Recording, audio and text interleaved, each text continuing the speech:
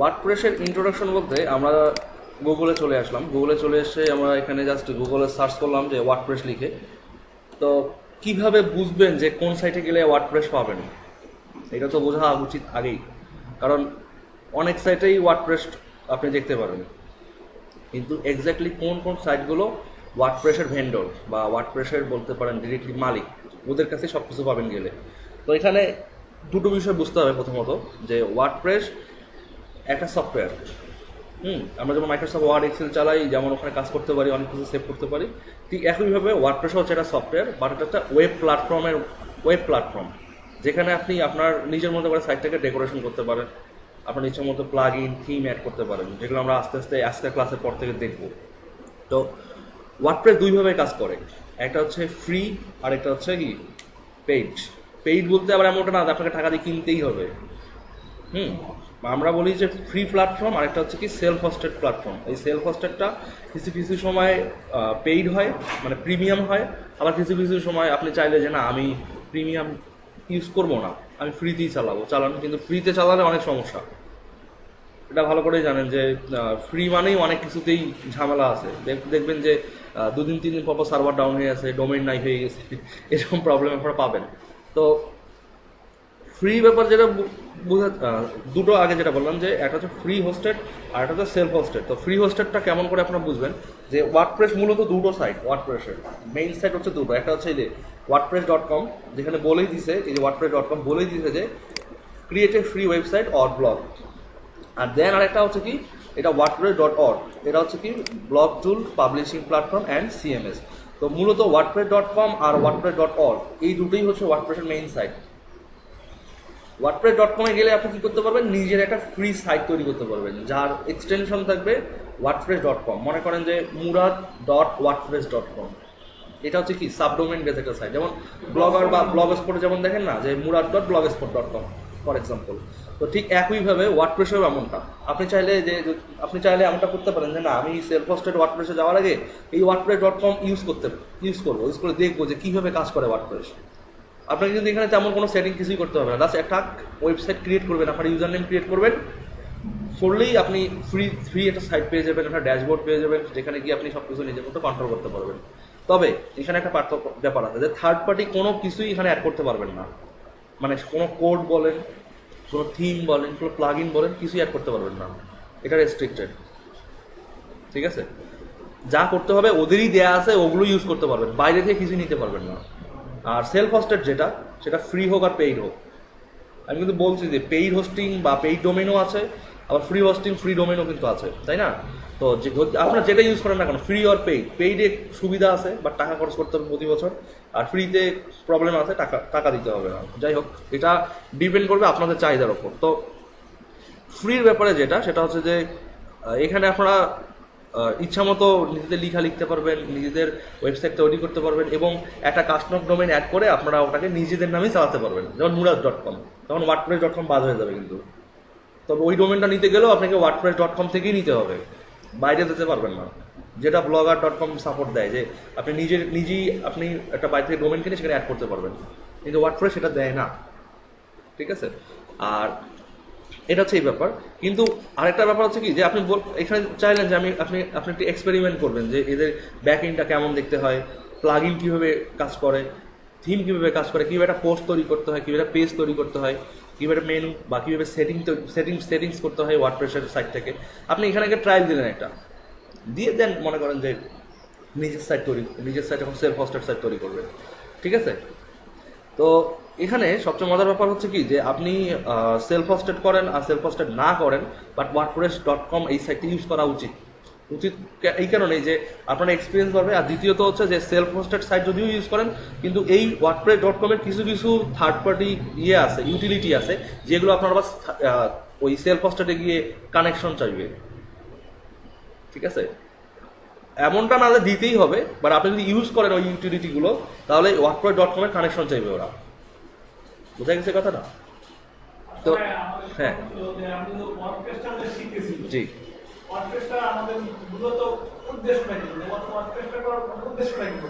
আচ্ছা, উদ্দেশ্যটা হচ্ছে ওয়ার্ডপ্রেসের উদ্দেশ্য। এখন যদি বলি যে উদ্দেশ্য কি, আমি বলবো উদ্দেশ্য কোনো নাই। প্রথমত দ্বিতীয়ত যে ওয়ার্ডপ্রেস আমরা যে HTML CSS PHP HTML শিখলাম, তো এটার পরবর্তী স্টেপটাই আমাদের সিলেবাসে ছিল কি ওয়ার্ডপ্রেস শেখানো। ওয়ার্ডপ্রেস শেখানো বলতে এমনটা ওয়ার্ডপ্রেসের থিম ডেভেলপমেন্ট শেখানো। আপনারা HTML CSS থিম তৈরি করলেন এতদিন, এখন একটা ডাইনামিক থিম তৈরি করবেন যেটা আপনি যে কোনো সাইটে ইউজ করতে পারবেন, ওয়ার্ডপ্রেস বেস সাইটে। ঠিক আছে, এটা একটা ডাইনামিক একটা প্ল্যাটফর্ম যেখানে আপনি ওই আপনার থিমটা তৈরি করলেন সেটা আপনি এখানে ইনস্টল করে ইউজ করতে পারবেন। আর থিম ডেভেলপমেন্টটা শিখবেন, হ্যাঁ থিম ডেভেলপমেন্টটা শিখবেন। তো মেইনলি ব্যাপার হচ্ছে যে আপনি একটা ডাইনামিক সাইট ডেভেলপমেন্ট করতেছেন, করে সেখানে একটা থিম ইনস্টল করতেছেন, করে আপনি নিজের মতো করে কাস্টমাইজ করে কাজ করতেছেন। এটা হতে পারে আপনার নিজের অথবা ক্লায়েন্টের। ঠিক আছে, ক্লায়েন্টরা মেইনলি কি ওই বলে যে আমার ওয়ার্ডপ্রেসের সাইট দরকার, ওরা কিন্তু ওয়ার্ডপ্রেসের সফটওয়্যারটার কথা বলে না, ওরা মেইনলি বলে কি আমার একটা থিম ডেভেলপ দরকার। আর ওয়ার্ডপ্রেস তো আসেই ফ্রি, ওর সাইটে হোস্ট করাবেন, করে ইনস্টল দিবেন, দিয়ে থিমটা সেট আপ করে দিয়ে বা সাইট রানিং। ঠিক আছে, ব্যাপারটা হচ্ছে এমনটা। তো এটা হচ্ছে wordpress.com এর সাইট, যেখানে আপনি ফ্রিলি অনেক কিছু ক্রিয়েট করতে পারবেন। দেখেন এই যে বলে দিছে কি কি এখান থেকে আপনি অটোমেটিক্যালি পাবেন। ঠিক আছে, যেমন easy-to-use.com ডোমেন আপনি নিজে নিতে পারবেন মানে এদের থেকে। তারপর হচ্ছে সার্চ ইঞ্জিন ফ্রেন্ডলি, তারপর বলছে যে সাপোর্টের ব্যাপারটা ডেফিনেটলি আছে। প্রিমিয়াম প্ল্যানস, এখানে এরা আপনাকে কিন্তু প্রিমিয়াম প্ল্যান দিবে। আপনার যদি হোস্টিং শেষ হয়ে যায়, একটা wordpress.com সাইট আপনাকে ম্যাক্সিমাম 3 GB হোস্টিং দিবে ফ্রি। 3 GB শেষ, দেন আপনাকে প্রিমিয়ামে চলে যেতে হবে, আপনি পাবেন না এই সাইটটা নিতে। আর ইউজার তো এখানে মিলিয়ন মিলিয়ন ইউজার আছেই। ঠিক আছে, আমার নিজেরও এখানে কয়েকটা সাইট আছে তৈরি করে রাখছি, আমার ব্র্যান্ড নামগুলো আমি এখানে রেজিস্টার করে রেখে দিচ্ছি যাতে করে অন্য কেউ রেজিস্টার করতে না পারে, এখানে করে রেখে দিচ্ছি। আচ্ছা, তো আপনি চাইলে এখানে একটা সাইট তৈরি করতে পারেন খুব সহজ। ক্রিয়েটিভ ওয়েবসাইটে গেলে আপনার জাস্ট কি নামে আপনার সাইটটা নিতে চান, wordpress.com তো থাকবে, এর আগে কি নামে নিতে চান সেটা আপনাকে এখানে লিখে দিতে হবে। দিয়ে যদি দেখেন যে নামটা অ্যাভেলেবেল আছে, তাহলে আপনি এখানে ক্রিয়েট দিলেই বাস সাইটের পরবর্তী স্টেপগুলো চলে যাবে। 5টা স্টেপ খুব ছোটো ছোটো, ওগুলো করলেই আপনার সাইটটা রেডি। তো এটা হচ্ছে সেলফ হোস্টেড, ফ্রি, এটা হচ্ছে wordpress.com ফ্রি যে প্ল্যাটফর্মটা সেইটা। আর সেলফ হোস্টেডের ব্যাপার যেটা, সেটা হচ্ছে wordpress.org। এখানে কেমন আমি বলি, এখানে আপনি সকল কিছু ফ্রি পাবেন, থিমটাও ফ্রি, প্লাগইনগুলো তো মানে প্লাগইন থিম মানে এখানে যা আছে এই সাইটে এভরিথিং ফ্রি, আপনার কাছে কেউ 1 পয়সা যাবে না।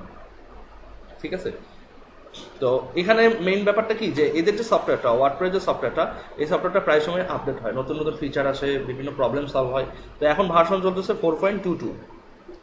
আমরা যেটা করি যে সেলফ হোস্টেড যে সাইটগুলো, এটা কিন্তু সেলফ হোস্টেড না, এটা কিন্তু ওয়ার্ডপ্রেস হোস্টেড। এটা কিন্তু ওয়ার্ডপ্রেস হোস্টেড, কারণ আপনি নিজে সার্ভারে আনতে পারতেছেন না একে। তো এটা কিন্তু কখনোই সেলফ হোস্টেড না। সেলফ হোস্টেড হবে কি, এগুলো হতে পারে সেটা ফ্রি আর প্রিমিয়াম হোস্টিং, বাট আপনার নিজে তো রেজিস্টার করছেন হোস্টিংটা, তাই না?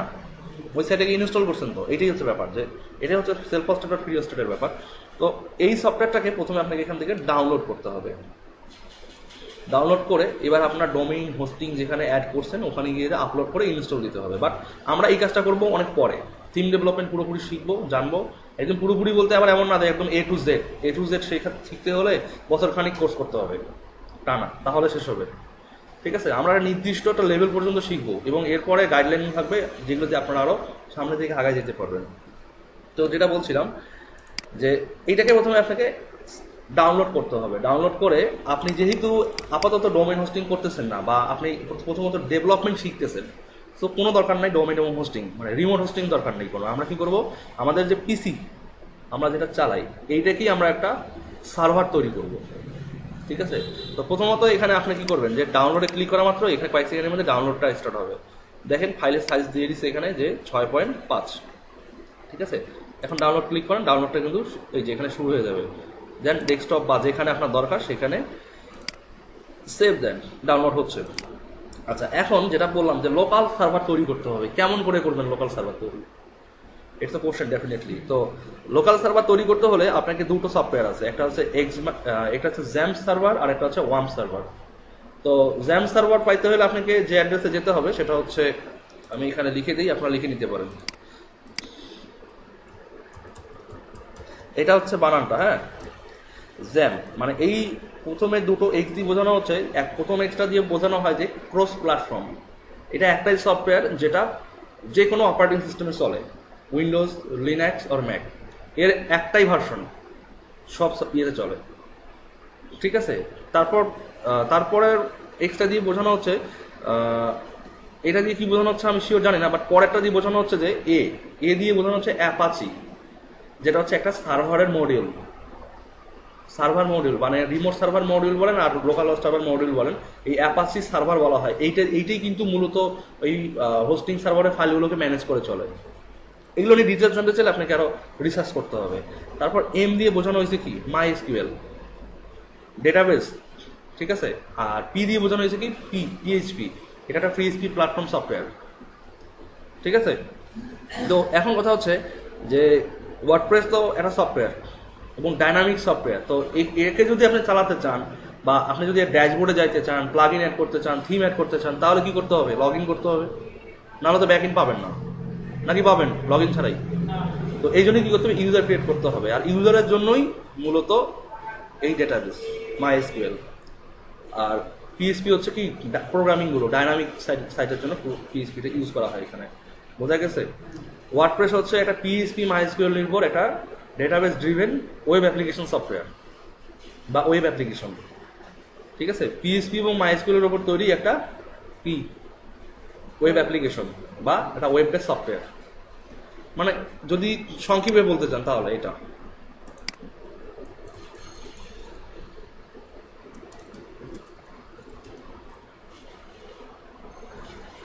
আচ্ছা, যদি আপনারা জ্যাম্প সার্ভারটা ডাউনলোড করতে চান তাহলে আপনাকে অবশ্যই যেতে হবে কি apache-friends.org, এই সাইটে গেলেই হবে। এই যে apache-friends.org, এখানে গেলেই হবে। এখানে মিনিংটা বলে দেওয়া আছে যে এই পুরো মিটার মিনিংটা কি, এখানে বলে দেওয়া কিন্তু আছে, ঠিক আছে। আপনারা এখানে যদি আসেন তাহলে দেখতে পারবেন। দেখেন এখানে যেটা বলছিলাম যে তিনটা প্ল্যাটফর্মেই চলে, ঠিক আছে। কিন্তু ওয়ার্ম সার্ভার যেটা ওয়ার্ম সার্ভারেরও কয়েকটা ভার্সন আছে। মানে এটা হচ্ছে কি দুটোই লোকাল হোস্ট সার্ভার তৈরি করে। বাট জ্যাম্প সার্ভারটা কি করে যে ও এই জ্যাম্প নামেই তিনটা প্ল্যাটফর্মে চলে, উইন্ডোজ হোক, লিনাক্স হোক আর ম্যাক হোক। কিন্তু যেটা ওয়ার্ম সার্ভার ও প্ল্যাটফর্ম অনুযায়ী ওর নামটা চেঞ্জ হয়ে যায়। যেমন উইন্ডোজের জন্য কি মানে উইন্ডোজ মানেটা হচ্ছে কি WAMP, Windows, Apache, MySQL, PSP, ঠিক আছে। তারপর লিনাক্সের জন্য কি ল্যাম্প LAMP, মানে এল দিয়েই ওই লিনাক্স বোঝানো হয়। তারপরে ম্যাকের জন্য কি এম দিয়ে শুরু, মানে কি প্ল্যাটফর্মের সঙ্গে সঙ্গে নামটাও পরিবর্তন হচ্ছে। কিন্তু জ্যাম্প সার্ভার কখনো পরিবর্তন হয় নাই, ওর জাস্ট সফটওয়্যার ইউটিলিটিটা চেঞ্জ হয়, কিন্তু নামের কোনো পরিবর্তন নাই। এই জন্যই বলা হয়েছে কি এটা ক্রস প্ল্যাটফর্ম, এক নামই চলে, বোঝা গেছে। যাই হোক, আপনাদের হয়তো মাথার উপর দিয়ে যাবে এখন অনেক কথা, তো এটা চিন্তার কোনো কারণ নেই, বারবার রিক্যাপ করে দেখলেই পাবেন। তো এখানে দেখেন যে apache-friends.org, এইটাই হচ্ছে এই জ্যাম্প সার্ভারের ডাউনলোড বা অফিসিয়াল সাইট, যেখান থেকে আপনি এটা ডাউনলোড করে নিতে পারবেন। ডাউনলোড করলেই আপনি এটা ইনস্টল দিতে পারেন। যেখানে বিভিন্ন প্ল্যাটফর্ম অনুযায়ী ভার্সন আছে, আপনি কি ধরনের প্লাগইনগুলো বা অ্যাডইনগুলো পাবেন। দেখেন মানে এই জ্যাম্প ইনস্টল করলে আপনি কোন কোন সফটওয়্যারগুলো ইনস্টল করতে পারবেন আপনার লোকাল পিসিতে, সব কিছু এখানে লিখে দেওয়া আছে। দেখছেন, মাত্র একটা সফটওয়্যার প্যাকেজ আর কত কিছু ইনস্টল করতে পারবেন, খেয়াল করছেন। তো মূলত আমরা এই জ্যাম্প সার্ভারে কাজ করবো না, কারণ আমি অভ্যস্ত নই। আর আমি আপনাকে দেখাতে গেলে হয়তো ভুলভ্রান্তি হতে পারে। আমি যে সার্ভারে কাজ করি সেটা হচ্ছে কি ওয়ার্ম সার্ভার। আমরা যেহেতু উইন্ডোজ ইউজ করি সমস্যা নাই, যে ম্যাক ইউজ করবে, লিনাক্স ইউজ করবে, সে ওইভাবে ডাউনলোড করবে, সমস্যা কোনো হবে না। মানে ইউজেস কিন্তু একই, চেহারাও একই, খালি কি প্ল্যাটফর্মের ক্ষেত্রে নামটা চেঞ্জ। তো এখানে ওয়ার্ম সার্ভারের ব্যাপার যেটা বললাম, ওই ওয়ার্ম সার্ভারে ওরকম ওই পিএসপি, মাইএসকিউএল, অ্যাপাচি তিনটেই আছে, ইনস্টল তিনটেই হবে। তো আমরা যেহেতু ওয়ার্ম সার্ভারে কাজ করবো, তো ওয়ার্ম সার্ভারটা প্রথমে আমাদের কী করতে হবে? ডাউনলোড করতে হবে, দেন ইনস্টল করতে হবে। এবং বাই ডিফল্ট লোকেশন এটা সি ড্রাইভে ইনস্টল হয়, আমি দেখাচ্ছি।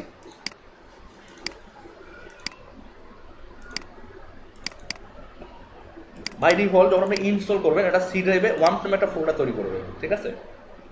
আমার কিন্তু অলরেডি ইনস্টল করা আছে, তো আমি এখন ইনস্টল করবো না। এটা ইনস্টলেশনটা খুবই সহজ এবং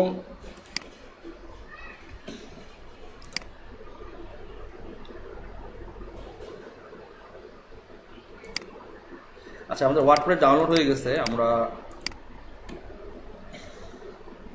এই warmserver.com/en লিখলেও হয়, না লিখলেও হয়, ডিরেক্টলি সাইট ল্যান্ড করবে। তো সার্ভার কেন অফ দেখাচ্ছে বুঝলাম না, নেট তো ওকে আছে।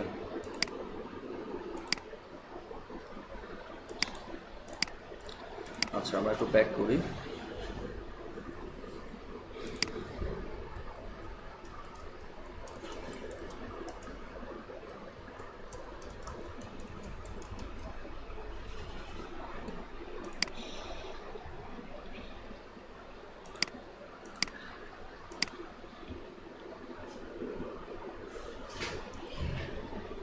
আচ্ছা, তো এটাকে ডাউনলোড করতে হলে আপনাকে প্রথম ওই ওয়ার্ম সার্ভারে যেতে হবে। যাওয়ার পর দেখবেন ওখানে ডাউনলোড নামে একটা পেজ আছে, অপশন অলরেডি।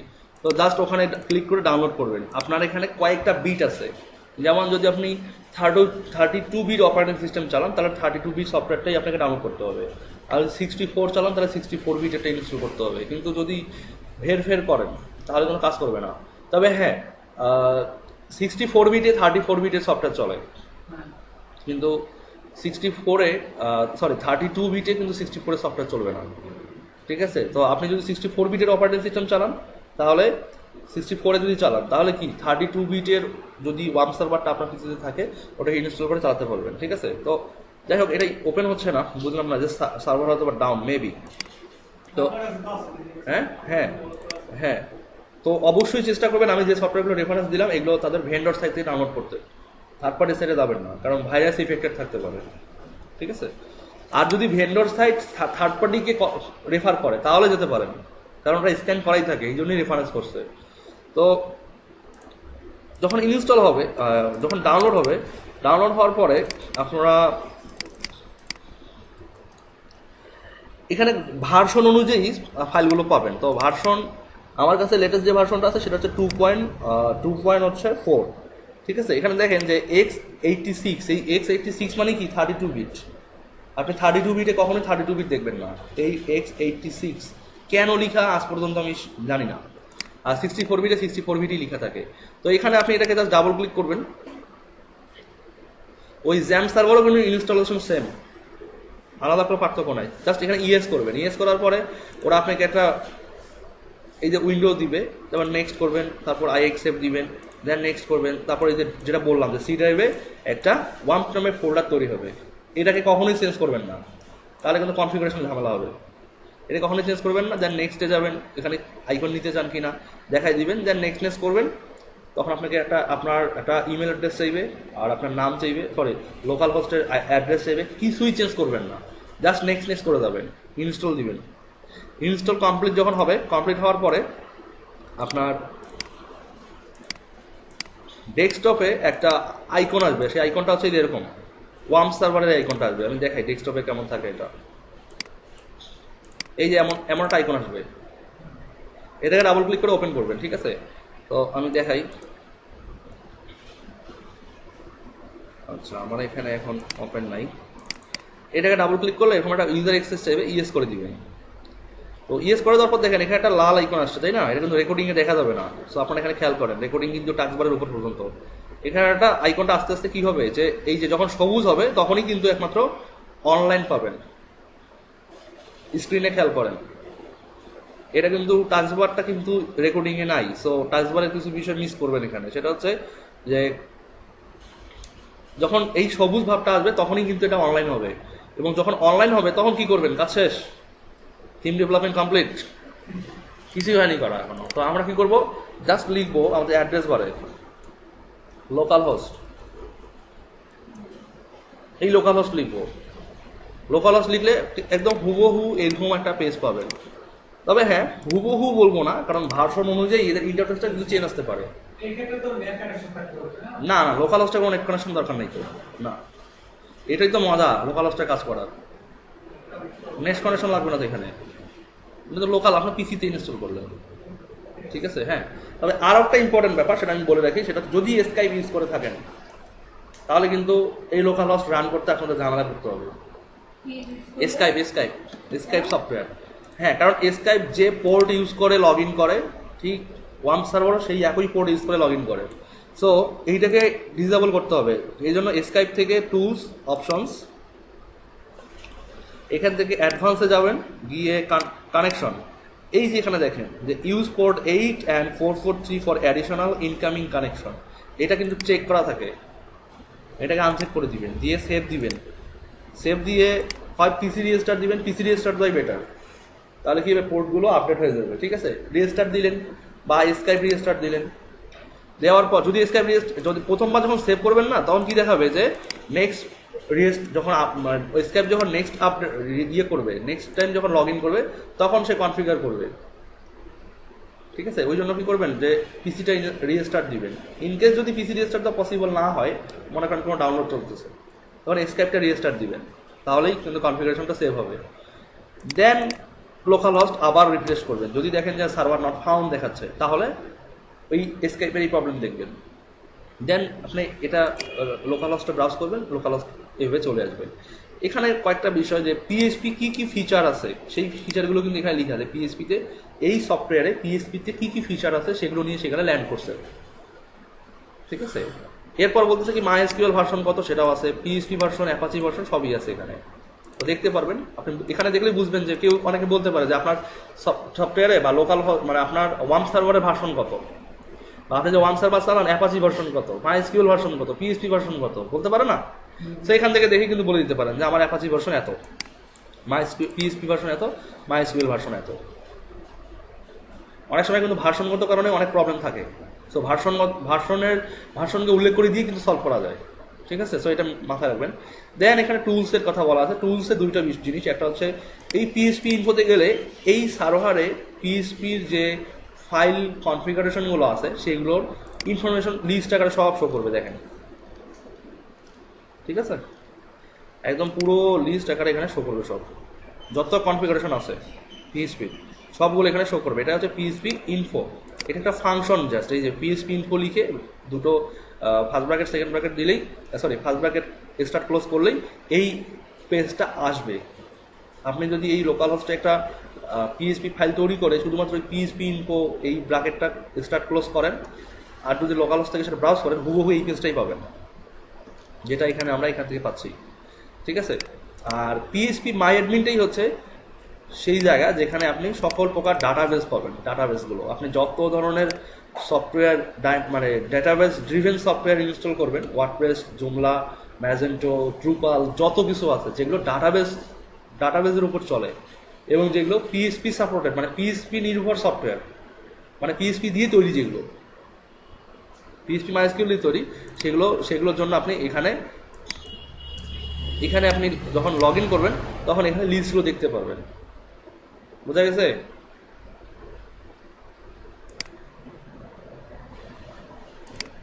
আচ্ছা, এখন কথা হচ্ছে যে তারপরে ইওর প্রজেক্টের মধ্যেই কিন্তু আপনার ফাইলগুলো থাকবে। ইওর প্রজেক্টেই থাকবে আপনার কি ফাইলগুলো, যেখানে আপনি সকল ধরনের ইনস্টলেশনগুলো কমপ্লিট করবেন, বা আপনার মনে করেন যত ধরনের প্রজেক্ট আছে সেই প্রজেক্টের যত ফোল্ডার থাকবে এই ফোল্ডারগুলো এখানে লিস্ট আকারে দেখাবে। ঠিক আছে, তো এই লিস্টটা কোথায় পাবেন আসলে? এই ইওর প্রজেক্ট এই যেখানে শো করতেছে এটা কোথায় পাবেন, কোথায় তৈরি করলে এইখানে এই লিস্টগুলো দেখাবে, এটা তো কোশ্চেন। সো আপনি যে ইনস্টল করলেন আপনার সফটওয়্যারটা, এই যে ওয়াম্প নামে ফোল্ডার তৈরি হলো না, এই ওয়াম্প ফোল্ডারের ভিতরেই দেখেন অনেকগুলো সাব ফোল্ডার আছে, রাইট?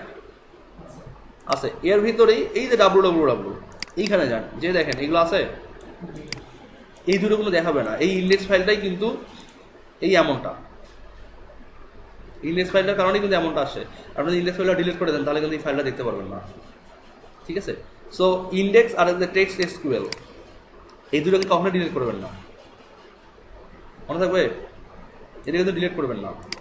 সো আপনাদের খেয়াল করতে হবে যে আপনি এখন আপনার প্রজেক্ট ডিরেক্টরির ভিতরে আছেন। এখানে একটা নতুন মনে করেন যে আমরা নিলাম যে ক্লাস অথবা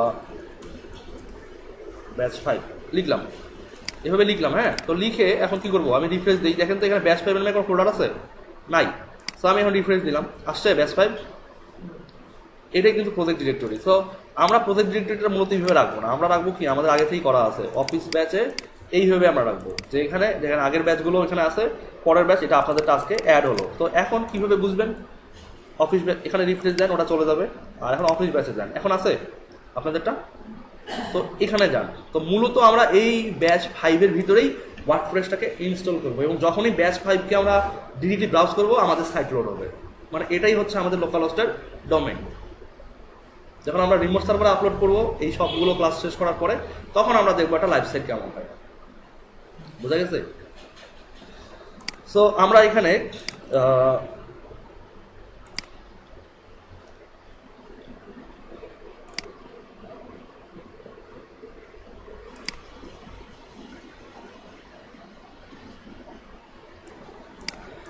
আচ্ছা একটা ব্যাপার খেয়াল করেন এখানে, খুব সুন্দর একটা ব্যাপার আমি ফেস করলাম এখন, যেটা আপনাদের জানা উচিত, সেটা হচ্ছে যে আপনাদের লোকাল হোস্ট যেটা, হ্যাঁ, যেটা লোকাল হোস্ট আপনাদের, সেই লোকাল হোস্টে অনেক সময় দেখবেন যে অনেকগুলো ইউজার নেম থাকে। সো খুব ভালো করে মনে রাখবেন, যে কোনো ইউজার নেম দিয়ে লোকাল হোস্টে লগ ইন করবেন না কখনো। লোকাল হোস্টের বাই ডিফল্ট এবং মানে যেই লগ ইন ইনফো দিয়ে আপনি অলওয়েজ কাজ করবেন সেটা হচ্ছে কি রুট, আর পাসওয়ার্ড থাকবে কি টোটালি ব্ল্যাঙ্ক। আমরা আপনাদেরকে বলতেছিলাম না যে কি ব্যাপার আমার আগের ডাটাবেসগুলো কই, তো ডেটাবেসগুলো ছিল কিন্তু আমি অন্য ইউজার দিয়ে ঢুকছিলাম, এই জন্য দেখায়নি। এখন দেখছেন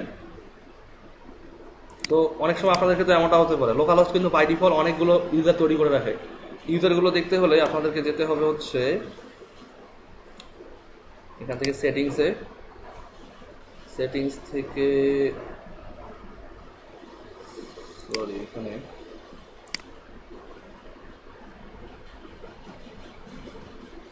এই যে সরি এখান থেকে দেখছেন আছে অ্যাডমিন নামে কিন্তু লগ ইন করে, বাই ডিফল্ট অ্যাডমিন নামে কিন্তু লগ ইন করে, যদিও ক্রিয়েট করা নাই।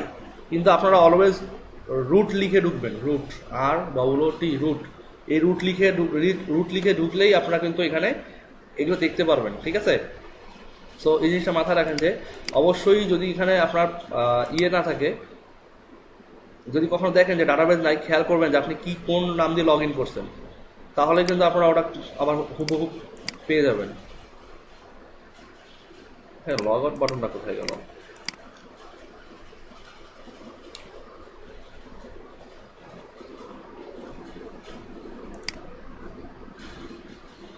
দেন আরেকটা জিনিস মনে করেন যে এই যেখানে থিম পাল্টাতে পারেন, থিমটা পাল্টালে দেখেন কেমন হয়ে যায় চেহারা, একদম অর্ডিনারি, ঠিক আছে, একদম অর্ডিনারি দেখাবে। আর এখানে গেলে মনে করেন যে দেখতে একটু ভাব আসবে। আচ্ছা যাই হোক, তো এই যে এখানে দেখেন যে ডাটাবেস সার্ভারের ইনফরমেশন দেওয়া আছে এখানে, রুট @লোকাল হোস্ট।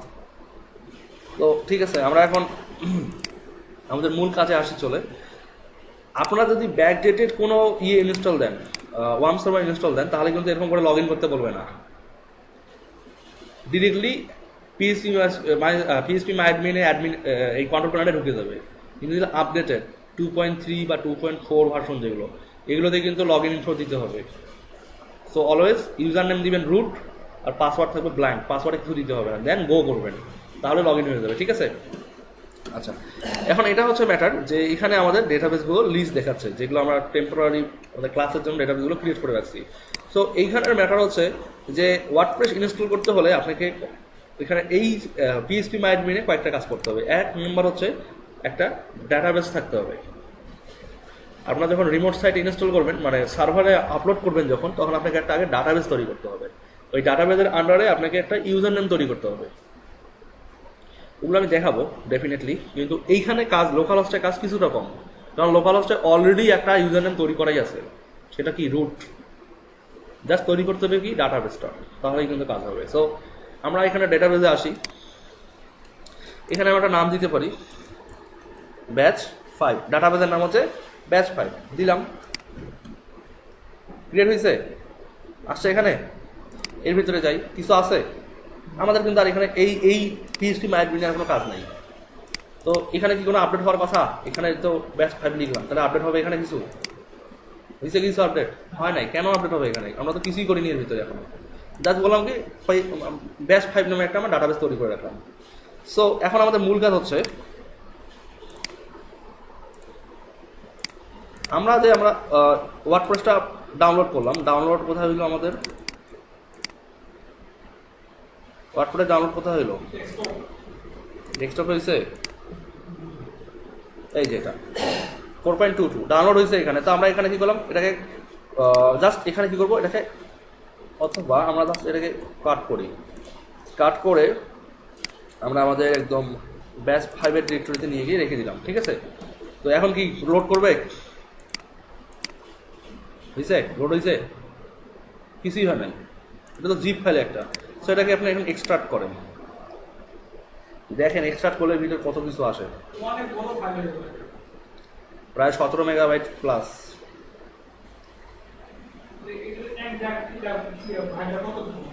হ্যাঁ হ্যাঁ, না না অনেক বড়। হ্যাঁ এই যে অ্যারাউন্ড 20 MB। তো আমরা এটাকে বাদ দিই, এখন আমরা এটাকে জাস্ট কাট করে এটাকে আমরা ডেস্কটপে রেখে দিই, পরবর্তীতে কাজে লাগতে পারে আমাদের। আচ্ছা, সো রিফ্রেশ দিই, এখন কি ওয়ার্ডপ্রেস ডিরেক্টরিতে আসছে তাই না? তো আমাদের মেইন ডোমেইন কি ব্যাচ 5, তো ব্যাচ 5-এর ভিতরে সব ফাইল থাকবে তাই না? তো আমরা এই যে ওয়ার্ডপ্রেসে ঢুকি সবগুলো কাট করলাম, কাট করে এনে এখানে পেস্ট করে দিলাম, দিয়ে ওয়ার্ডপ্রেস ডিরেক্টরিটাকে বাদ দিয়ে দিলাম, ঠিক আছে? এখন রিফ্রেশ দেন, দেখেন কি আছে এবার আসছে। এখন ওয়ার্ডপ্রেসের সেট আপ শুরু। প্রথমে ল্যাঙ্গুয়েজ সিলেক্ট করতে হবে, আমরা বাই ডিফল্ট ইউএস ইউনাইটেড স্টেটে রেখে দিয়ে কন্টিনিউ। এরপর কি বলতেছে যে welcome to WordPress, before getting started we need some information on the database.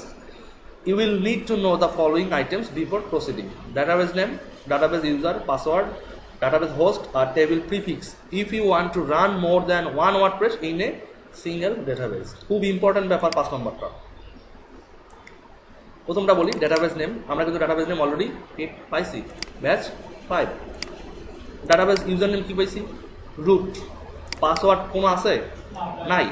Database host কি? Local host. এই লোকাল হোস্টের ক্ষেত্রেও লোকাল হোস্ট, ডাটাবেস হোস্ট, এবং আপনি যদি রিমোট সার্ভারে মানে লাইভ সার্ভারে যান তারপরেও লোকাল হোস্ট, ঠিক আছে? আর টেবিল প্রিফিক্সটা কি? টেবিল প্রিফিক্সটা হচ্ছে সেই জিনিসটা, প্রিফিক্স মানে তো বুঝি যে সামনে একটু কিছু লাগাই দেওয়া। প্রিফিক্স আর সাফিক্স গ্রামাটিক্যালি তো পড়ছি অ্যাটলিস্ট মনে হয়। তো সাফিক্স হচ্ছে কি পরে, ওয়ার্ডের পরে, আর প্রিফিক্স হচ্ছে আগে। তো প্রিফিক্সের ব্যাপারটা আমি ওয়ার্ডপ্রেসের ভাষায় বলি যে সাপোজ মনে করেন যে আমরা ডেটাবেসটা তৈরি করছি ব্যাচ 5 নামে, কিন্তু এই ডেটাবেস তৈরি করার যে সব কাজ না। ওয়ার্ডপ্রেসে তো মনে করেন যে পোস্ট, পেজ, ইউজার, তারপরে ক্যাটাগরি, তারপর বিভিন্ন লিঙ্ক, ইমেজ, মিডিয়া, অনেক কিছু থাকে তাই না? তো এই সবগুলো কিন্তু ওয়ার্ডপ্রেসে এমনি থাকে না, টেবিলের মধ্যে থাকে।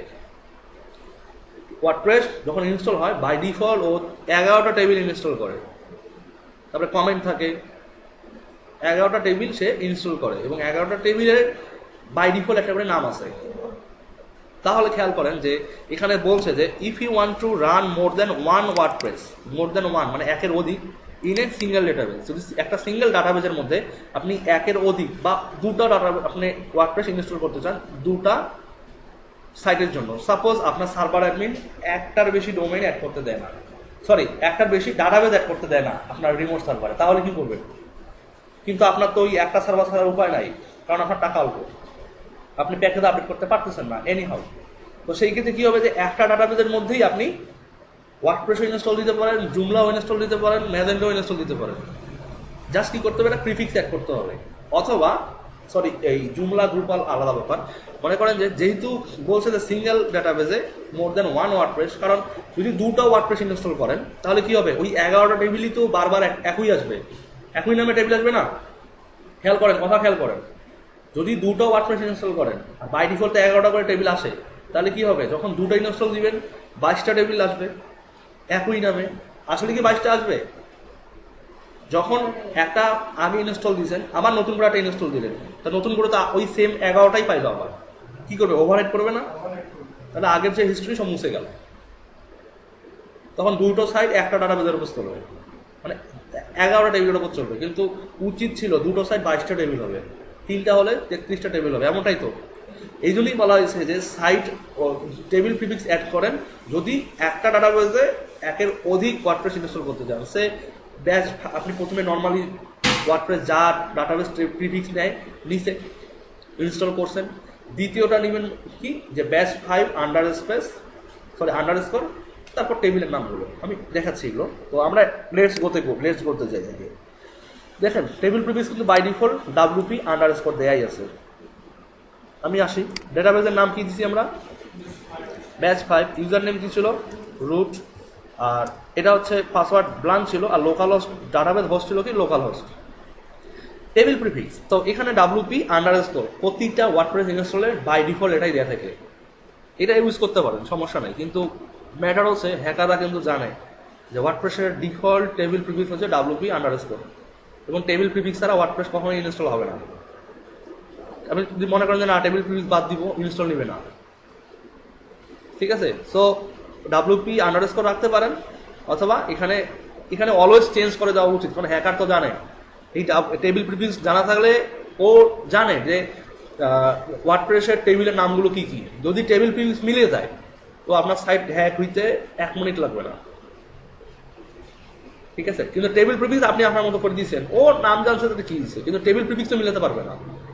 আর টেবিল প্রিফিক্স না মিললে তখন তো টেবিলের ফুল নামটাও মিলতেছে না, তাই না?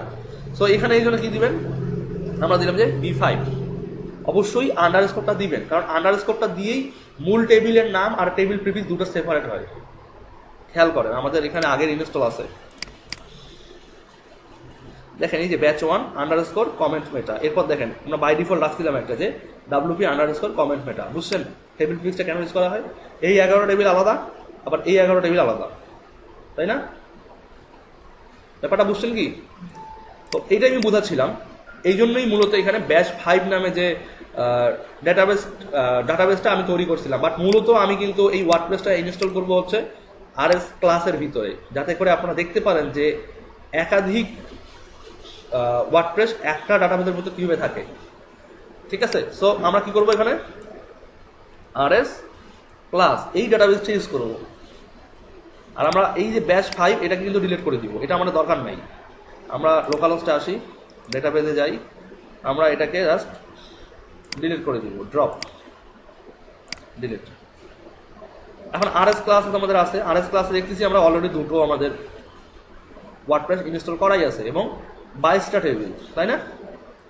তো আমরা কি করলাম, RS টেবিল নিলাম, তারপর রুট নিলাম, লোকাল হোস্ট নিলাম, পাসওয়ার্ড ফাঁকা, আর টেবিল প্রিফিক্স কি হচ্ছে B5। আমরা এখানে লিখি PATCH ব্যাচ 5 আন্ডারস্কোর, যেহেতু এখানে ব্যাচ 1 আন্ডারস্কোর লেখা আছে, তাই না? লিখলাম, লিখে এবার সাবমিট করলাম। কি সে all right, you have made it through this part of installation, WordPress can now communicate with your database, if you are ready time now to run the install. তো ইনস্টলে ক্লিক করলাম, ও নিজের মতো করে দেখেন ইনস্টল কিন্তু হয়ে গেছে। এখন বলতেছি কি, সাইটের একটা টাইটেল দিতে হবে। তো সাইটের টাইটেল কি ছিল আমাদের, UI ব্রাশ। ইউজার নেম মনে করেন আমি দিলাম যে অ্যাডমিন দিলাম, পাসওয়ার্ডও দিলাম অ্যাডমিন, পাসওয়ার্ডও রিপিট দিলাম। ইমেল অ্যাড্রেস মনে করেন আমারটাই আমি দিয়ে রাখলাম এখানে আপাতত। আর প্রাইভেসিতে বলে এইটা একটা ইম্পর্টেন্ট ইনফরমেশন যে allow search engines to make to index this site. এটা কিন্তু খুব ইম্পর্টেন্ট একটা ব্যাপার, প্রাইভেসি সেটিং। যদি আপনি এটাকে কখনো ডিসঅ্যালাউ করে রাখেন, মানে আনচেক করে রাখেন, আপনার সাইটটা কিন্তু কখনোই গুগল সার্চ ইঞ্জিনে ইন্ডেক্স হবে না, ঠিক আছে। সো এটাকে আপনার সাইটটা মেইনটেনেন্স মোড থাক আর মানে লাইভ মোড থাক, যেটাই থাক না কেন, এটাকে আপনি অলওয়েজ কি করবেন, অ্যালাউ করে দিবেন। যদি এখানে ডিসঅ্যালাউ রাখেন বা আনচেক রাখেন, তাহলে কি করবেন, মনে করেন আমি আনচেক রাখলাম এখানে, তাহলে এটাকে চেক করবেন কোথায়, এটা চেক করার অপশন আছে, আমি দেখাই দিচ্ছি। মনে করেন আনচেক রাখছি, হ্যাঁ, রান ওয়ার্ডপ্রেস, ইনস্টল ওয়ার্ডপ্রেস দিলাম। এটাকে বলা হয় ফেমাস 5 মিনিট ইনস্টলেশন। আমরা হুবহু যখন আমাদের রিমোট সাইটে আপলোড করবো সাইটটাকে, ঠিক এভাবে করেই কিন্তু ইনস্টল নিবে, যদি আমরা আগে থেকে ডাটাবেস কানেকশন দিয়ে না রাখি। আর ডাটাবেস কানেকশন পাইলেই সে অটোমেটিক রান করবে।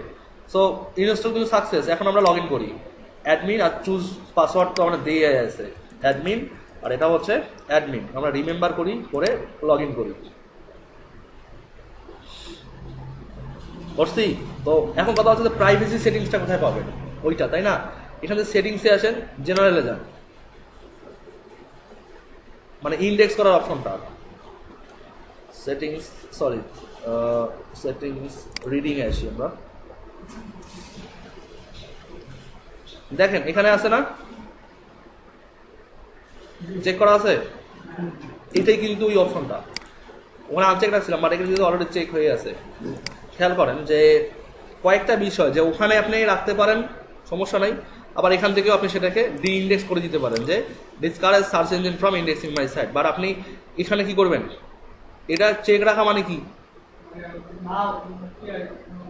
আপনি কিন্তু ওখানে কি করছিলেন, ওখানে আনচেক ছিল। আনচেক ছিল, তার মানে কি বলছিলেন? ওখানে ওই সাইটে ইন্ডেক্স করতে বলছিল। এলাও। ওখানে অ্যালাউ করতে বলছিল, বাট আমরা কি অ্যালাউ করছি? না। করি নাই। তো এখানেও কিন্তু ডিসঅ্যালাউ করে রেখে দিচ্ছি যে discourage search engine from index this site. ওখানে আনচেক রাখছেন বিধেই কিন্তু এখানে ডিসকারেজ। আর যদি ওখানে চেক রাখতেন তাহলে এখানে কি হইতো? কি কারণ? খেয়াল করেন, ওখানে যদি অ্যালাউ রাখতেন তাহলে এখানে কি বলতো? এখানে কি মানে যদি ওখানে চেক করা থাকতো, যদি ওখানে চেক করা থাকতো হ্যাঁ। এখানে কিন্তু তখন আনচেক করতে বলতো, আনচেক করতে বলছিল। ঠিক আছে? আর যেহেতু ওখানে চেক করা ছিল না, এখানে কি করবেন এখন? আনচেক করতে বলছিল। আনচেক করে দিতে হবে। তার মানে কি আমরা চাচ্ছি না যে ডিসকারেজ হোক, এনকারেজ করতে হবে। তো সেভ সেটিংস দেন এবার, ঠিক আছে?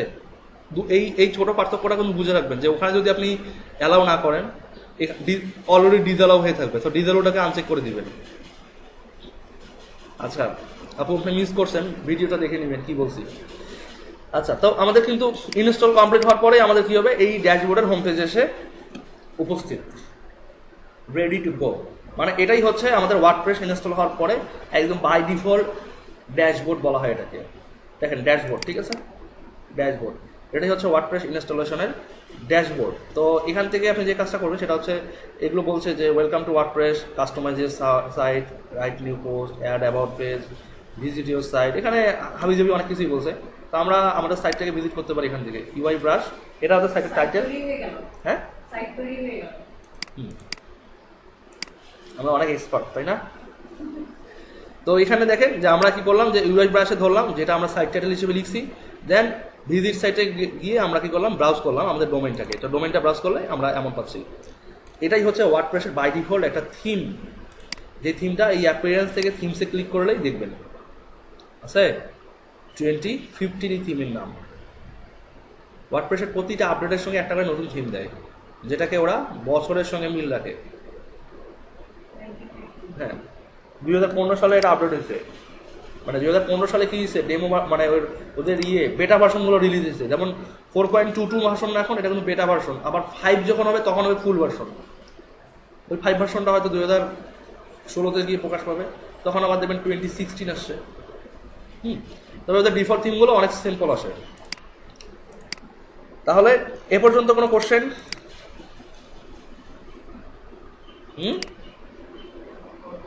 নাই? মুরাদ ভাই, দেখা লাগবে। আপু আপনার? আচ্ছা, ডিস্টার্ব হন, তাহলে কোনো কোশ্চেন নাই? আচ্ছা, তো আমরা এরপর যেটা দেখবো সেটা হচ্ছে এই যে মেনুগুলো আছে, মেনুগুলোর কাজ কি এবং মেনুগুলো কিভাবে করে আমরা আমাদের সাইটের উপযোগী করে অর্গানাইজ করতে পারি, ঠিক আছে? তো আমরা কি করলাম, যে ওয়ার্ডপ্রেসের ব্যাপারে জানলাম এবং ওয়ার্ডপ্রেসটা কিভাবে লোকাল হোস্টে ইনস্টল করতে হয় ওয়ার্ম সার্ভার ইনস্টলের সহ। সো এই পুরো ব্যাপারটা আমরা একদম সাকসেসফুলি দেখলাম। তো আমরা এরপর দেখবো হচ্ছে এই ড্যাশবোর্ডের যে সেটিংসগুলো, এই সেটিংসগুলো